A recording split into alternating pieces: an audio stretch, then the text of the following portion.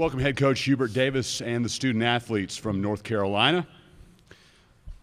Closest to me after Coach Davis, Justin McKoy, then Leaky Black, Dontrez Styles, RJ Davis, and I'm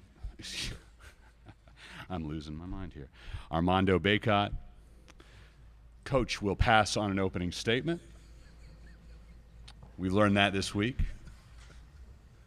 And we'll just move to the first question from the room. On the left, third row. Armando and RJ, your thoughts about overtime? It seemed like you guys had nothing left at the end of regulation and then somehow found what you did in overtime. What was it that got you through? I didn't want to go home.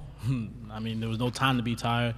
It was going to overtime. I knew it was at stake, and we all wanted to win.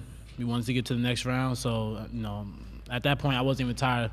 I had a mindset of just, gathering my teammates together and regrouping and telling them to maintain composure and let's get this win.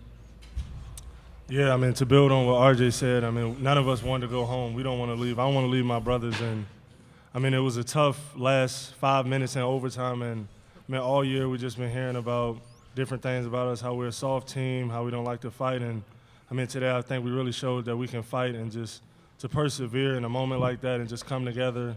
I'm just so proud and glad we won. Next question here in the room. We can stay on the left in the second row. This is for Justin and Dontrez. You guys hadn't really been in a position this season where you were asked to close out a game. How did you go into the overtime? What was your mentality in terms of what you needed to do to help get over the hump? I would say just trust my work. I put in a lot of work after practice, before practice, just really trusting that. I think Coach Davis was trusting me to go out there and perform. I would say also Coach Davis, he told us in the huddle, and he told us, I say 1,000 times in practice that we're going to be in big moments and we need to be ready.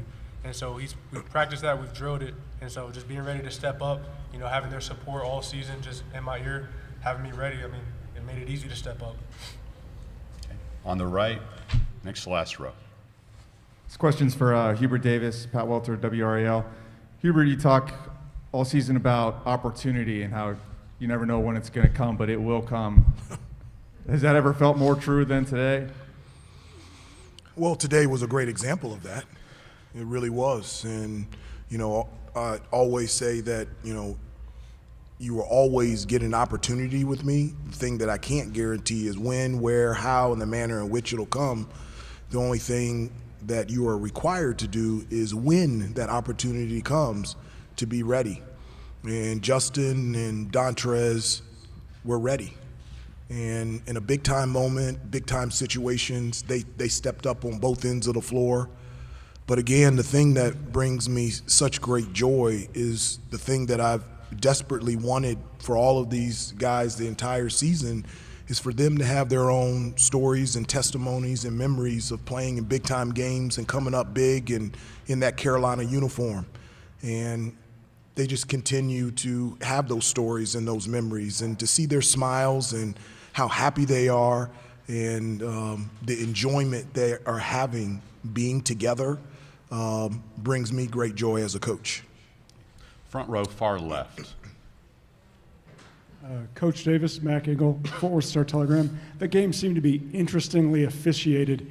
From where you were sitting, how did you feel that the way the game was called influenced the outcome and just how the game was played in general? No, I thought, both teams are very physical. Both teams attacked the basket through poster penetration, and none of us wanted to go home. And so it's a highly competitive game. Baylor is defending champions. They were a #1 seed, and they are absolutely unbelievable. And you just had two teams that were fighting and scratching and kicking and clawing on every pass, every rebound, every cut, every shot, every free throw. And when that happens, at times physicality happens. But it was a very competitive game, physical game, and two great teams played today. Right-hand side, second row. Kramer, CBS 17. This is really for all of the players. Brady has to go to the locker room with 10 minutes to go in the second half. What was kind of the message amongst yourself on the court, and what was it like to kind of get back with him at the end of this game and see him in the locker room afterwards? Justin, you can start, and then we'll work our way down. You know, we really just wanted to do it for him. I mean, it's his last year. I mean, the way I looked at it was, you know, I don't want it to be his last game. I want to see him out there again. And so I was like, let's go win this for him. Yeah, pretty much what Justin said. You know, when he got ejected, we were just trying to regroup and just tell everybody to keep their composure. You know, it was a lot of time left, but we knew we could do it. So we just knew everybody had to step up, come off the bench. You know, Brady's a hell of a player. He's one of our best players, one of the best players in the country, in my opinion. So we had to step up for him and do it for him.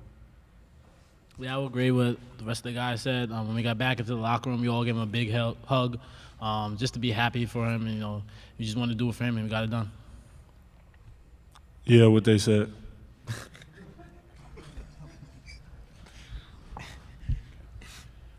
On the left, third row, fourth row. Coach, what did Baylor do down 25 that allowed them to get back in this game? Or maybe what did you guys do to yourself up 25 that allowed them to get back into this game? Well, you know, they consistently started to press us, and that bothered us. It did two things to us. One, it sped us up and made us make uncharacteristic plays. And the other thing, it made us turn the ball over. And we knew that, you know, Baylor is so good defensively, and one of the things defensively is big for them is taking care of the basketball. And so up to probably the 10-minute mark, we did a really good job of taking care of the basketball. But I also felt at times in pressure situations we lost our composure. And so in certain situations I feel like we helped them. But Baylor's a great team. You know, as I said before, they're the defending national champions, and they did not want to go home. And they stepped up their effort, but we stepped up our effort as well. And we were able to make the plays that we needed to make in order to win the game. Okay. Right-hand side, second row. Armando, I was just wondering if you could speak to the level of anxiety out there. I mean, as March Madness in full, you know, like what was the feeling like as they were coming back and you guys were trying to hold them off? Yeah, I mean, it was just crazy because, I mean, they're pressed. I mean, they was turning us over a lot, and then we weren't making free throws. So, I mean, it was a lot of pressure in those moments. But, I mean, it was just a next play mentality, and we just really had to dig in and just keep pushing and just keep a level head. And luckily, we came out with a win. Second row on the left. Armando, kind of piggybacking off of that, with the officiating, with the comeback, what does this rank as, you know, everybody has been saying how crazy this game was. What does this rank as, you know, on the level of crazy games that you participated in while you're here at Carolina? Ooh, that's a good question. We've had some crazy games this year. I don't know. We didn't have some crazy. It's top three. Louisville, at Duke, and then this one too. Top three. Clemson was crazy, yep. Syracuse, Louisville. Louisville twice, yeah. Yeah, you're right. Facts. It's up there. It was stressful for sure. Wait until the end of the year and digest them all. Yes. Make out your top five then. Second row, Newey on the right. Newey Scruggs, NBC5 Dallas. RJ, question for you. What was said in the huddle as you go to overtime? This whole crowd here is basically a Baylor crowd. And how did you guys bring this one home? Because it just seemed like all the momentum had gone over there. Just to stay together, make plays, and not get too rattled. I think that's what, you know, we were able to do in overtime. So it was more about staying together, gathering the rebounds, and just making plays towards the end of the stretch. You know, Trez made a big three. Justin came in, made big rebounds and free throws at the end. You know, Leaky, I could go down the line, but that was every day. Everyone came in, did their role, and we, you know, came out with the win today. Second row on the left. This question is for you, RJ. Coming into this game, was there anything you saw on film or in the preparation for Baylor that let you know you were going to have a big game, or you would have the opportunity to have as big a scoring game as you had today? Well, I mean, I know they like to switch on ball screens. I was able to get a rhythm first half. And that was carried along throughout the whole game. I just took what the defense gave me, and I was able to make big-time shots. Do one more in the room, then go to Zoom and come back here to Fort Worth. Front row on the right. For RJ, at the end there, looked like your left hand maybe got rolled over on that jump ball. What happened, and how's it feeling? Dove for a loose ball. The guy rolled on my thumb. I'm fine, so I'm good. Okay. To the Zoom and Mr. Rojas. And from the Daily Tar Heel, this is for Armando and Coach as well. So Armando, considering you had 4 fouls and the chippiness with Sohan, how was it for you to still play your game down the stretch with the intensity of the game? Yeah, I mean, I just had to be smart and not pick up any silly offensive fouls, setting screens, or sealing, or doing anything like that.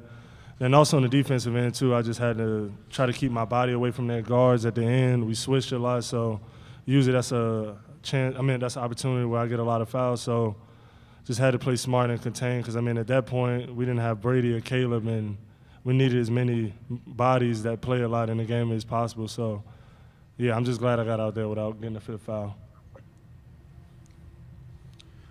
All right, and Patrick. Hey, how you doing? This is Patrick Waring from the MBS Sports Hour. Had a question for RJ. RJ, during the game, your dad actually got a mention during the game. They talked about what he did at Mercy, his career. Just wanted to ask you, I guess, 2 questions. Just could you kind of talk about what he did to help you coming up, and do you have any stories you want to share? Any intense one-on-one games, anything like that? I mean, shout out to my dad. He was a big-time scorer in college. They call him the Rocket. I would say he was more of like he liked to hunt his shots more than me. I think I'm an all-around point guard, true point guard at that. He just always stayed on me, even when I had good games or bad games. It was always good criticism just to get me to this position where I'm at now. And I give credit to him just for everything he's done for me. From workouts to AU, him spazzing on me in the car rides. So shout out to Big Rob. Okay, got time for a couple more on the left, next to last row. Hubert, RJ yesterday, 12 assists, but couldn't really find the basket himself. Today, career high 30 points. Just what did you see out of him, and did you say anything to him once Caleb came out with 5 fouls? Well, the first game against Marquette, he could find the basket. He just threw the ball to the people close to the basket. There's many different ways to find the basket, and that's why RJ is one of the better guards in the country.